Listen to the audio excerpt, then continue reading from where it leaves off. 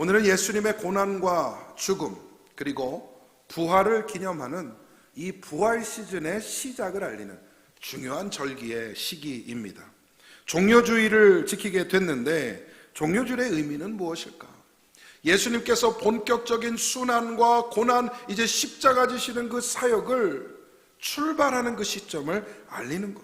동시에 예수님의 예루살렘 입성과 마땅히 메시아로서 받으시기에 합당하신 그 찬양을 올려드리는 날을 상기하고 기념하는 것입니다.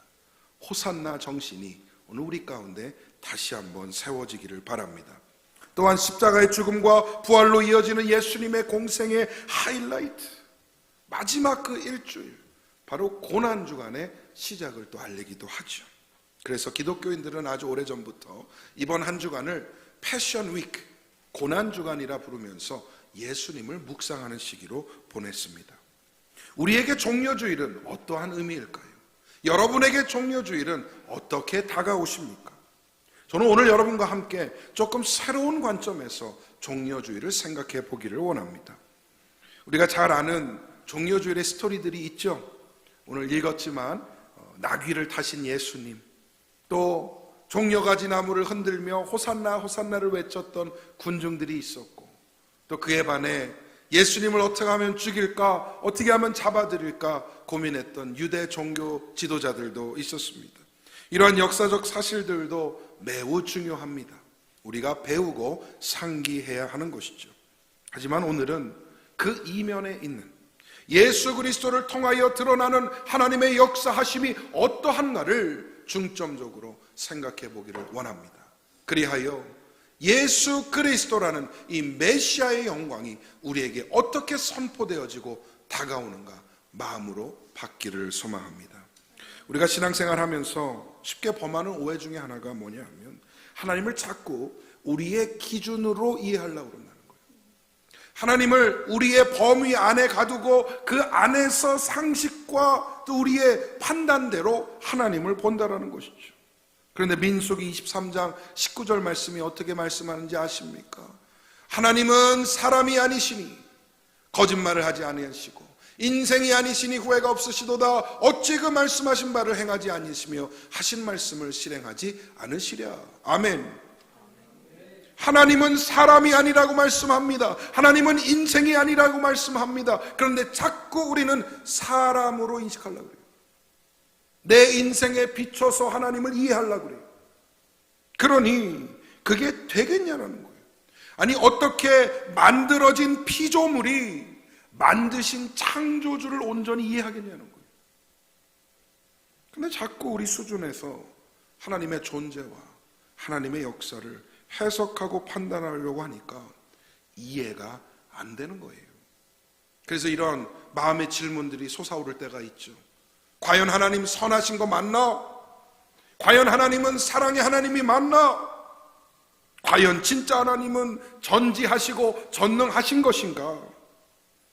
이런 질문들의 명확한 답이 세워지지 않게 되면 결국에는 어떤 질문까지 가느냐? 하나님이 진짜 계신가? 하나님이 살아계신가? 여기까지 가게 되는 거예요. 저는 오늘 여러분 앞에 분명히 선포합니다. 하나님 살아계십니다. 하나님은 선하십니다. 하나님은 위대하십니다.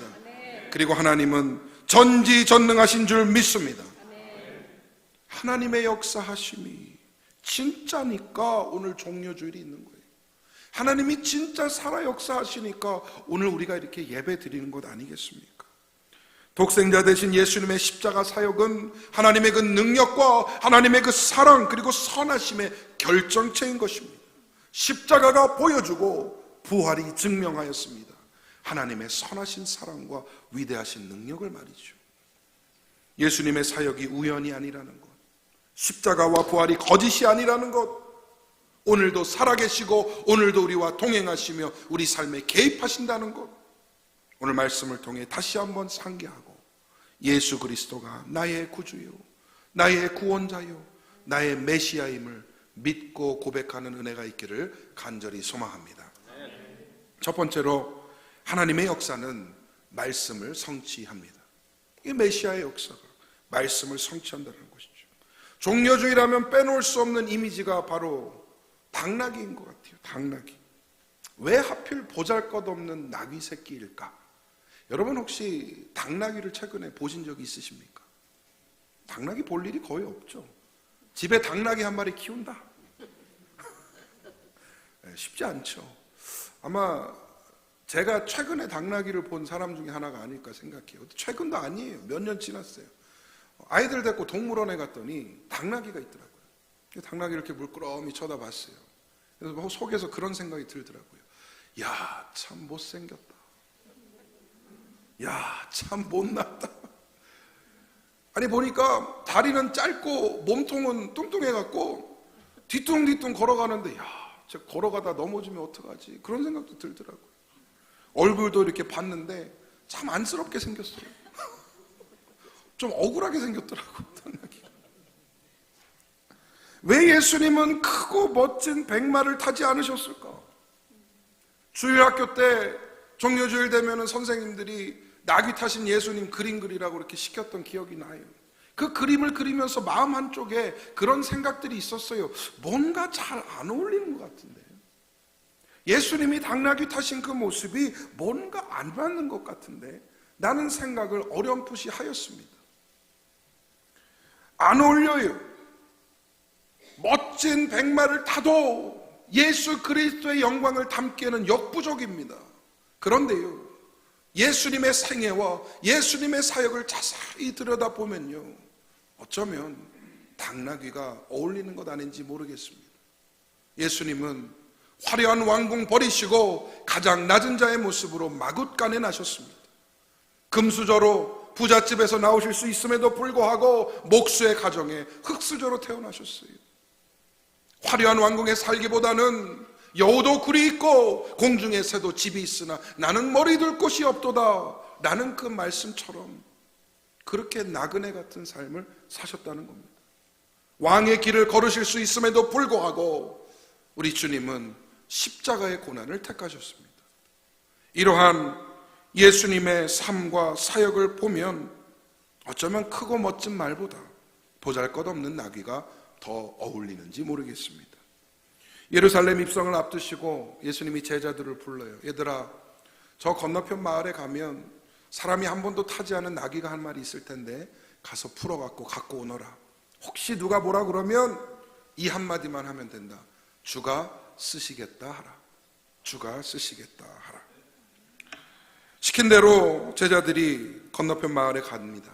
진짜 나귀가 묶여져 있어요. 그걸 끈을 풀어가지고 가져가려고 하니까 아니나 다를까 주인이 나타나는 것이죠. 아니 어찌하여 나귀를 끌어가십니까? 왜 끈을 풀어가십니까? 근데 제자들이 예수님께 들은 대로 주가 쓰시겠다 하라 했더니 그냥 보내주는 거죠. 성경에는 그 어떠한 갈등이 나오지 않습니다. 어쩌면 그 나귀 주인에게 전날 밤 꿈에 말씀하셨는지 아니면 하나님께서 어떤 은혜로 말씀하셨는지 우리는 알 수 없으나 어쩌면 이 주인도 주님을 그 전에 만났을지 모르겠습니다. 예수님께 나귀를 갖고 와서 안장 대신 겉옷으로 덮습니다. 그리고 그 외에 예수님을 모시는 것이죠. 결국 주님은 그 나귀를 타고 예루살렘으로 입성하시게 되었습니다. 왜 하필 나귀인가? 다시 한번 이 질문으로 돌아왔을 때에 그 답은 아주 심플합니다. 왜 하필 나귀인가? 구약에 예언되어 있기 때문입니다.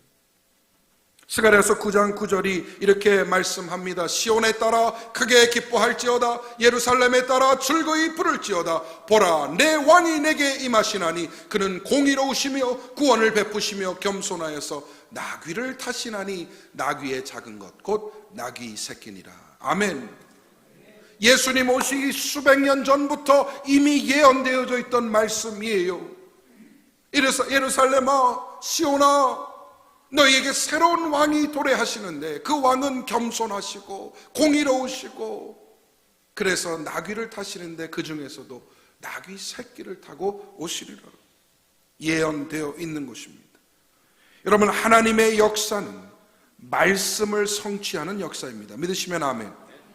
예수님의 생애를 보면 확실해지지 않습니까? 베들레헴에서 나신 것, 다윗의 혈통에서 오신 것, 핍박받으셨던 것, 소외된 자를 돌보시고 병자를 고치셨던 것, 십자가를 지시고 그 위에 죽으셨던 것, 3일 후에 그 위에 부활하신 것, 이 모든 것들이 이미 예언되어져 있던 말씀을 성취하는 것이었습니다. 내 삶에 역사하시는 하나님의 뜻과 능력도 동일하게 작용합니다.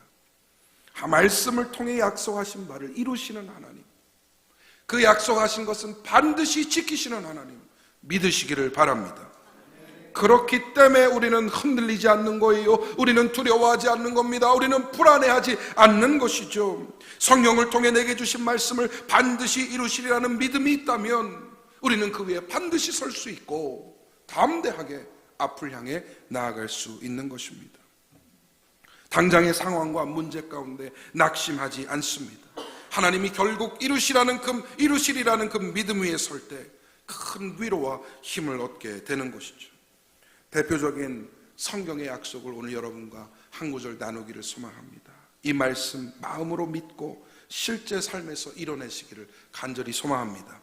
예레미야 29장 11절에서 13절 말씀 큰 목소리로 우리 함께 읽겠습니다. 시작. 여호와의 말씀이니라. 너희를 향한 나의 생각을 내가 아나니 평안이요 재앙이 아니니라. 너희에게 미래와 희망을 주는 것이니라. 너희가 내게 부르짖으며 내게 와서 기도하면 내가 너희들의 기도를 들을 것이요 너희가 온 마음으로 나를 구하면 나를 찾을 것이요 나를 만나리라. 할렐루야. 아멘. 감격적인 약속 아닙니까? 하나님이 직접 말씀하세요. 내가 너희를 향한 생각을 내가 안다. 너희를 향한 생각과 나의 계획은 재앙이 아니라 평안이라는 것이다. 소망을 주고 미래를 주는 것이 내 계획이다. 그러니 그 뒤에 나오는 이 약속 얼마나 놀라운지 모르겠어요. 기도하라. 내가 들을 것이고 나를 찾아라. 그러면 만나 주리라. 할렐루야. 이보다 강력한 약속이 있을까? 반드시 말씀을 성취하시는 하나님께서 여러분의 삶 가운데에 이 말씀의 약속을 이루시기를 간절히 축복합니다. 두 번째로 하나님의 역사는 반드시 이루어집니다. 이게 메시아의 역사예요. 사람은 연약해서 오늘 먹은 마음이 내일 똑같으리라는 보장이 없습니다. 여러분 혹시 그런 경험 있으십니까? 뭔가 문제가 있어서 고민되는 게 있어서 밤새 잠을 설치면서 고민하다가 뭔가 결정을 내려요. 그런데 아침에 눈을 뜨니까 마음이 바뀌어 있어요. 결정이 바뀌어져요. 생각이 달라지는 것이죠. 그런 경험 없어요? 목사님, 나는 머리만 대면 자는 타입이라 고민이 없어요. 여러분 저 보기에 굉장히 둔하게 생겼잖아요. 생긴 건 둔하게 생겼는데 제가 좀 예민한 게 있어요. 그래갖고 뭔가 고민이 되고 걱정이 되고 이런 게 있으면 잠을 잘 못 자요. 거의 밤새 뒤척이면서 고민하고 그랬다가 뭔가를 결정하고 야 그럼 내일 이렇게 해야겠다라고 생각한 게요 신기해요. 잠깐 자고 아침에 눈 뜨면요 해 뜨는 거 바라보면요 마음이 바뀔 때가 있어요. 아 그게 아니었구나, 그렇게 하면 안 되겠구나라는 생각으로 바뀔 때가 있다는 것이죠. 그래서 이렇게 권면 드립니다. 여러분 절대 밤늦게 결정하지 마세요. 잘 주무시고 아침 일찍 일어나서 기도하고 결정하세요. 그러면 실패할 가능성이 조금 더 줄어들게 됩니다. 사람은 의지와 뜻이 수시로 바뀌어요. 손바닥 뒤집듯이 바뀌는 게 사람입니다. 혹여라도 마음이 안 바뀔지라도요 내 능력과 지혜가 또 바뀌어요. 감당할 수 있을 만한 힘을 이루지 못할 때도 너무나 많다는 것이죠. 더군다나 약속한 거 다 잊어버려요. 끝까지 못 지키더라고요. 심지어 기억력도 안 좋아갖고 내가 한 말, 내가 한 행동 기억도 못해요. 이게 사람이에요. 그런데 하나님은 사람과 다르시고 인생과 달라서 언제나 한결같으시며 언제나 변함없이 동일하신 줄 믿습니다. 그 뜻을 반드시 이루시고 약속을 끝까지 성취하시는 하나님, 상황의 영향을 받지 않으시기 때문에 상황을 오히려 만드시고 이끌어 가시기 때문에 가능한 일인 것이죠. 이런 하나님을 믿고 섬기는 우리는 온전한 그 은혜에 의지할 수 있어야 합니다. 오늘 본문을 보니까 예수님의 입성에 환호하는 군중이 등장하여 하나님 앞에 예수님 보면서 호산나 호산나 종려가지 나무 흔들며 찬양했던 그 사람들이 있죠. 근데 그 사이에는 심기가 불편한 사람도 있어요. 오늘 말씀에 등장하는 그 인물들입니다. 바리새인들이 거슬리는 것이죠. 참다 예수님께 다가가서 말합니다. 선생이요, 조용히 시키시오. 조용히 시키시오. 아니, 공공장소에서 이렇게 소란 떨어도 되는 겁니까? 버젓이 왕이 있는데 새로운 왕이라고 그렇게 선포하고 찬양하는 것 그대로 둬도 되겠습니까? 이것이 맞습니까? 그것 좀 조용히 시키시죠. 그때 예수님이 뭐라고 답하십니까? 본문 40절에 보니까 대답하여 이르시되 내가 너희에게 말하노니 만일 이 사람들이 침묵하면 돌들이 소리 지르리라 하시니라. 할렐루야. 뭔 얘기예요? 억지로 조용히 시킬 수 있어. 억지로 해산시킬 수도 있어. 그러나 그렇게 하면 돌들이라도 일어나서 내 영광을 찬양할 것이다. 즉 나는 메시아로서 받아 합당한 영광을 오늘 받겠노라 라고 선포하시는 거예요. 잘 들으세요. 하나님의 역사는 반드시 이루어집니다. 믿으시면 아멘. 하나님의 영광과 그 뜻하신 바와 계획은요, 그 누구도 막을 수 없는 것이죠. 바리새인들이 딴지 걸고 길을 막을지라도 돌들이 일어나 그 영광을 돌리게 될 것입니다. 사람의 오해는 뭐예요? 내가 안 하면 그 일이 안 되는 줄 알아요. 사람의 오해는 뭐냐면 내가 안 움직이고 내가 그거 안 하면 그거 안 되는 줄 알아요. 내가 막아서고 내가 딴지 걸고 내가 방해하면 그 일 안 일어나는 줄 알아요. 그런데 그 일이 하나님의 마음에 합당한 일이고 하나님의 뜻이라는 일이라면 아무리 해도요 하나님의 일은 성취가 됩니다. 베드로가 아무리 말고의 길을 내리쳐도 예수님은 십자가 길로 끌려가셔요.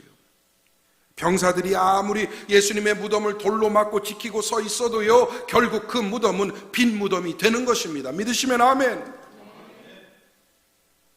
우리의 역할은 무엇인가? 그 가운데 하나님의 역사의 한 부분을 감당하는 것이에요. 내가 아니어도 다른 이가 그 일을 이룰 거라면 Why not me? 내가 하는 게 더 좋은 거 아니겠습니까? 어차피 내가 아니어도 하나님의 역사가 반드시 성취된다고 믿는다면 우리의 태도는 어떻게 되는 것이냐? 하나님, 내가 그 영광에 참여하기를 소망합니다. 내가 그 일에 쓰임받기를 원합니다. 하나님, 나를 사용하여 주시옵소서. 이것이 우리의 마음이 되어야 된다는 겁니다. 하나님이 나를 부르신다면, 나를 필요로 하신다면, 나에게 명하신다면 나는 겸손과 감사 가운데에 그 일을 반드시 이루어내리라. 이것이 성도의 마음인 줄 믿습니다. 하나님께서는 여러분을 갈보리 사랑교회를 섬기라고 부르신 줄 믿습니다. 어떻게 하시겠습니까? 본문에 바리새인들처럼 딴지 걸고 막는 성도 되시겠습니까? 아니면 그러지 않아도 어차피 이루어지는 하나님의 역사 가운데에 겸손하며 감사하게 이 일에 동참하시겠습니까? 후자 되기를 바랍니다. 어찌 되었건 하나님의 역사는 이루어집니다. 그 가운데 우리는 쓰임받고 한 자락에서 쓰임받고 무대 뒤로 사라지는 존재들이 되어야 합니다. 저는 저와 여러분이 예수님을 닮아 묵묵히 주의 일을 감당하고 이루시는 복된 성도님들 되시기를 간절히 소망합니다. 마지막 세 번째로, 메시아의 역사는 언제나 선합니다. 잘 들으세요. 하나님은 선한 일을 하시는 분이 아니에요. 하나님이 하시는 모든 일이 선할 뿐입니다. 이해가 되시나요? 하나님은 내가 생각하는 선한 일을 골라서 해주시는 분이 아니에요.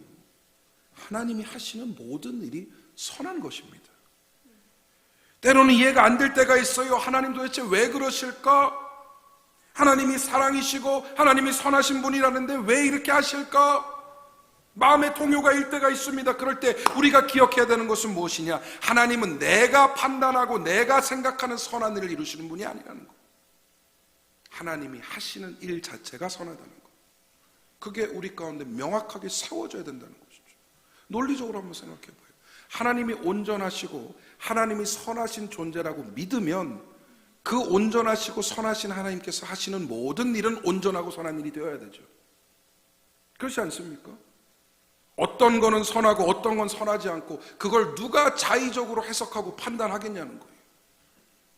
그리고요, 내가 생각하는 선한 일은 옆 사람이 생각하는 선한 일과 다를 수 있어요. 다를 수 있어요. 나에게는 좋은 일인데 누군가에게는 불편하고 해가 되는 일이 될 수도 있다라는 겁니다. 근데 거기서 내 기준에 선하다고 하나님 무조건 그 일 하셔야 되고 그거 하면 선하신 하나님, 그거 안 하시면 안 선하신 하나님, 오해예요. 자의적인 해석이고 판단입니다. 오해를 넘어 영적인 교만인 것이죠. 하나님은 내가 선하다고 여기는 일을 하시는 분이 아니에요. 하나님이 하시는 모든 일이 선할 뿐입니다. 예수님의 십자가를 보면서요, 많은 이들에게요, 그 십자가는 선한 일이 아니었습니다. 예수님을 죽이고자 마음먹었던 사람들에게는 좋은 결말이었겠죠. 눈에 가시 같은 그 예수라는 사람, 십자가에 못 박고 죽이고 죽음으로 끝난 것 같으니 원했던 일을 성취한 것 같겠죠. 하지만 반대로 예수님을 따르고 예수님을 사랑하고 예수님을 쫓았던 그들에게는 선한 일이 아니에요. 끔찍한 일인 것이죠. 아니, 어떻게 죄가 없으신 분이 죄인의 죽음을 당하시는가? 분명히 우리를 구원한 메시아인데 이렇게 허망하게 끝나는 것인가? 그냥 죽는 것도 아니요, 가장 비참한 죄인의 죽음, 십자가 처형을 당하는가? 선하신 하나님은 도대체 어디에 계신 것인가? 하나님이 전능하신 건 맞는가? 아마 제자들과 예수님을 따랐던 무리들 가운데는 이런 마음이 있었을지 모르겠습니다. 하지만 하나님의 역사는 언제나 선합니다. 그 십자가가 우리의 죄의 대속을 이루었습니다. 그 십자가가 죽을 수밖에 없는 죄인인 나를 살려내신 것입니다. 그 십자가가 영원한 생명을 보장하고 천국의 꿈을 꾸게 하게 된 것. 그 십자가가 없었다면 오늘 우리는 이 자리에 없었을 것입니다. 죽을 수밖에 없던 내가 영원한 생명을 보장받게 되었어요. 그 참혹하고 실패하고 어리석은 것 같이 보이는 십자가 때문에 내가 살게 되었다는 것이죠. 그리고 마침내 죽음의 권세가 무너지고 생명의 승리가 선포되었습니다. 3일 만에 부활하시고 하나님의 영광을 선포하신 줄 믿습니다.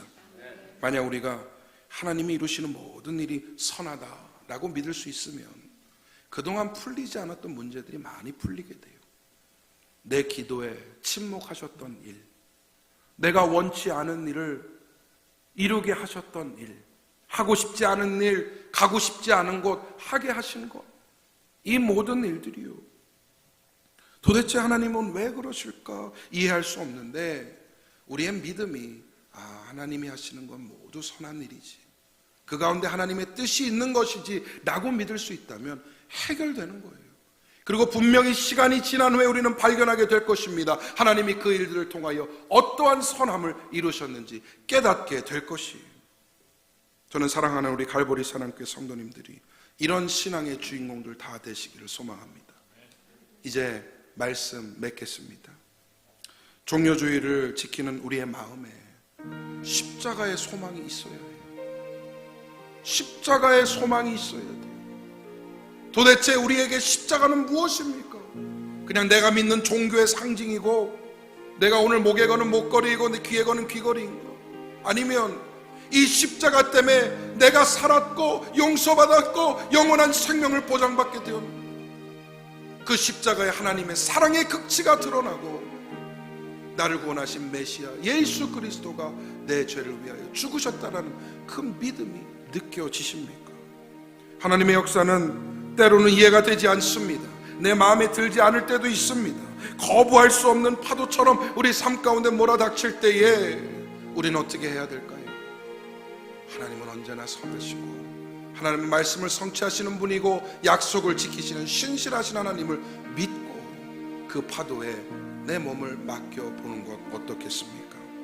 감사와 은혜로 하나님의 역사하심이 다가오기를 소망합니다. 그리고 저와 여러분들이 그 영광에 동참하는 은혜가 있기를 원합니다. 이번 한 주간 예수님을 깊이 묵상하는 고난주간으로 보낼 때 특별히 우리 교회는 특별 새벽 기도회를 진행하게 됩니다.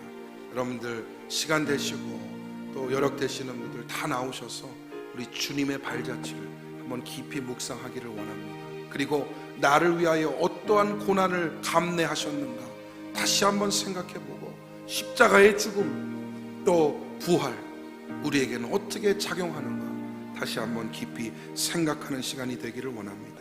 주님을 찬양하는 이번 특세 기간 동안 성도님들 함께 참여하시고, 아침에는 특세로, 저녁에는 말씀 통독으로 하루의 첫 시간과 하루의 끝 시간을 하나님께 온전히 드려드리는 그런 고난주간 되기를 소망합니다.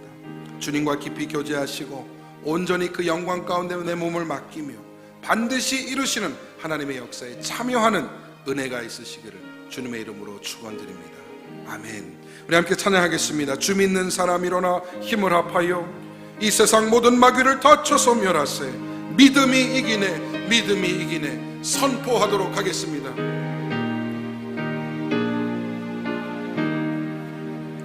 주 믿는 사람 일어나 다 힘을 합하여 이 세상 모든 마귀를 다 쳐서 멸하세.